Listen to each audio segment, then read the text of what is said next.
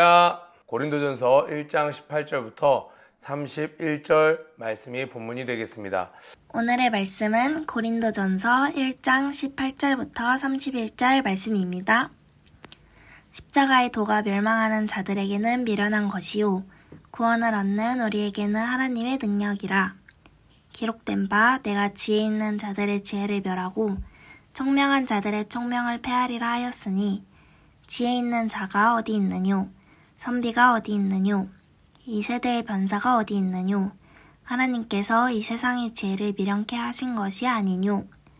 하나님의 지혜에 있어서는 이 세상이 자기 지혜로 하나님을 알지 못하는 고로 하나님께서 전도에 미련한 것으로 믿는 자들을 구원하시기를 기뻐하셨도다. 유대인은 표적을 구하고 헬라인은 지혜를 찾으나 우리는 십자가에 못 박힌 그리스도를 전하니 유대인에게는 거리끼는 것이요 이방인에게는 미련한 것이로되 오직 부르심을 입은 자들에게는 유대인이나 헬라인이나 그리스도는 하나님의 능력이요 하나님의 지혜니라. 하나님의 미련한 것이 사람보다 지혜 있고 하나님의 약한 것이 사람보다 강하니라. 형제들아 너희를 부르심을 보라. 육체를 따라 지혜 있는 자가 많지 아니하며 능한 자가 많지 아니하며 문벌 좋은 자가 많지 아니하도다. 그러나 하나님께서 세상에 미련한 것들을 택하사 지혜 있는 자들을 부끄럽게 하려 하시고 세상에 약한 것들을 택하사 강한 것들을 부끄럽게 하려 하시며 하나님께서 세상에 천한 것들과 멸시받는 것들과 없는 것들을 택하사 있는 것들을 폐하려 하시나니 이는 아무 육체라도 하나님 앞에서 자랑하지 못하게 하려 하심이라. 너희는 하나님께로부터 나서 그리스도 예수 안에 있고 예수는 하나님께로서 나와서 우리에게 지혜와 의로움과 거룩함과 구속함이 되셨으니 기록된 바 자랑하는 자는 주 안에서 자랑하라 함과 같게 하려 함이니라. 아멘.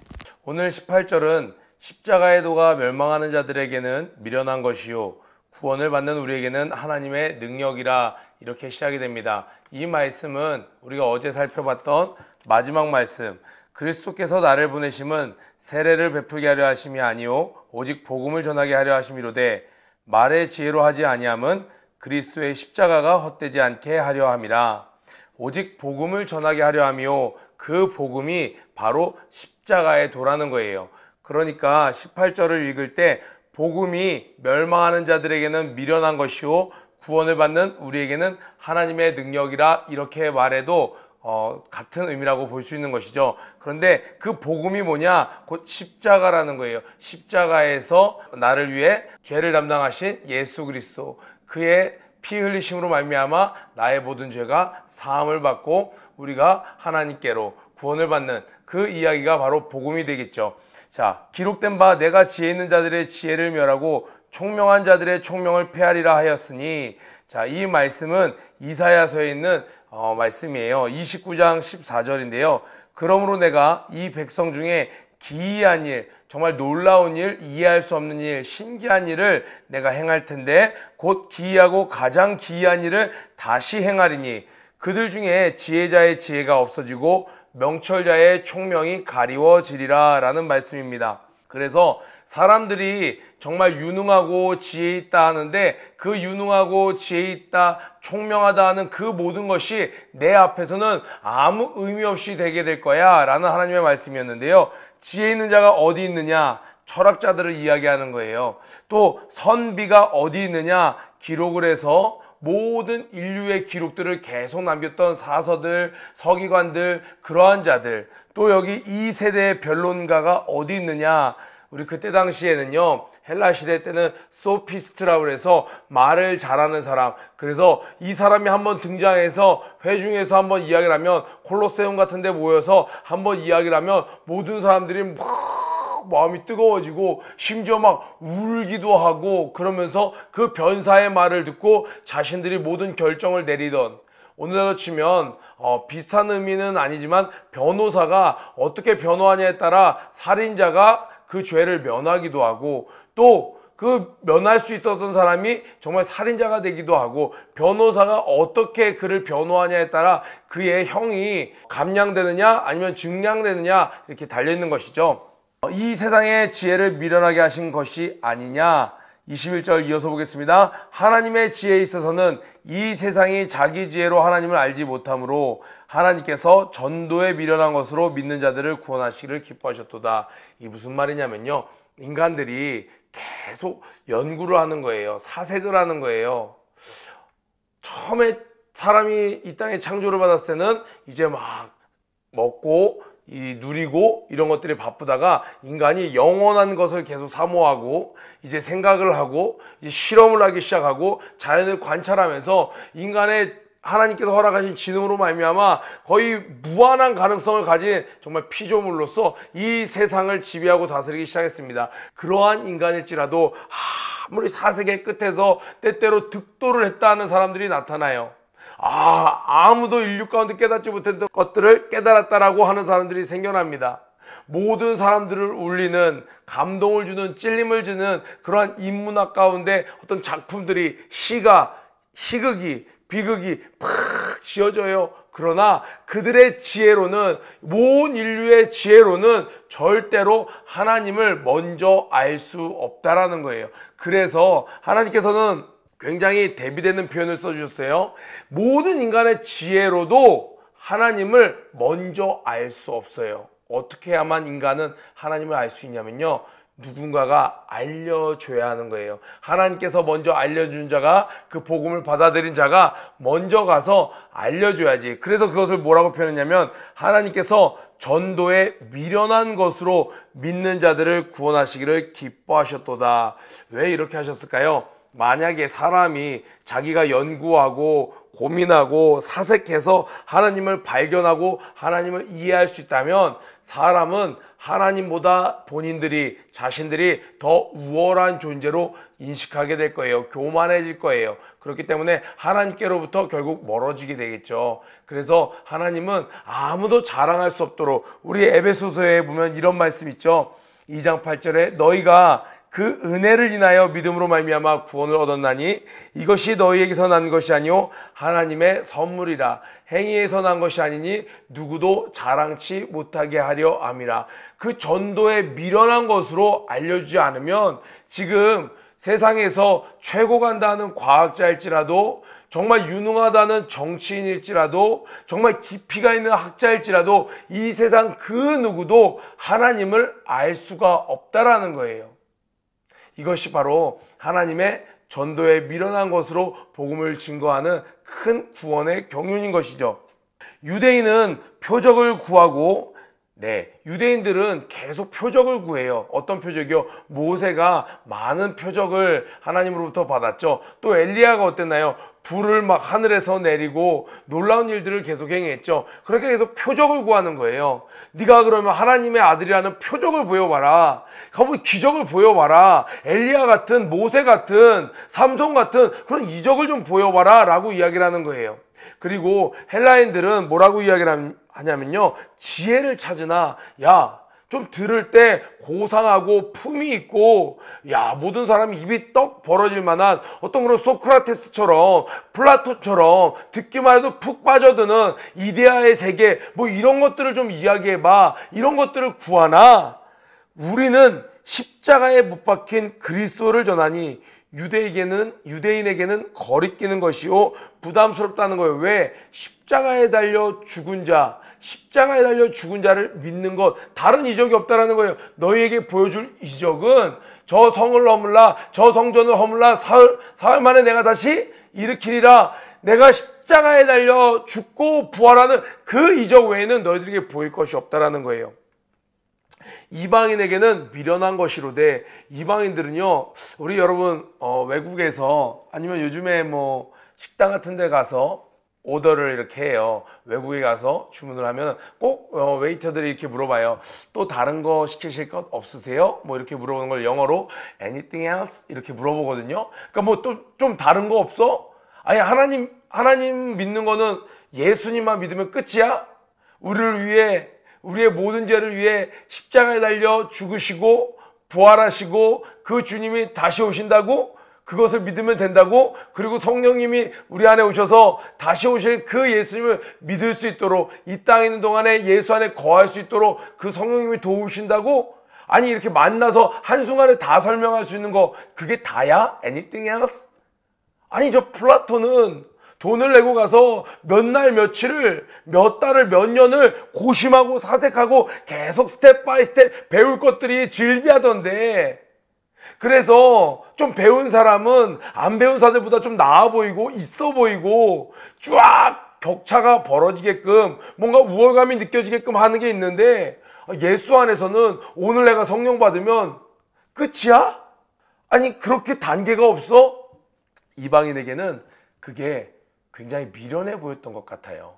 그들은 뭔가 수준 있고 격조 있는 뭔가를 원했는데, 예수 안에서는 이 복음이 전부였습니다. 오직 부르심을 받은 자들에게는 유대인이나 헬라인이나 그리스도는 하나님의 능력이요 하나님의 지혜니라.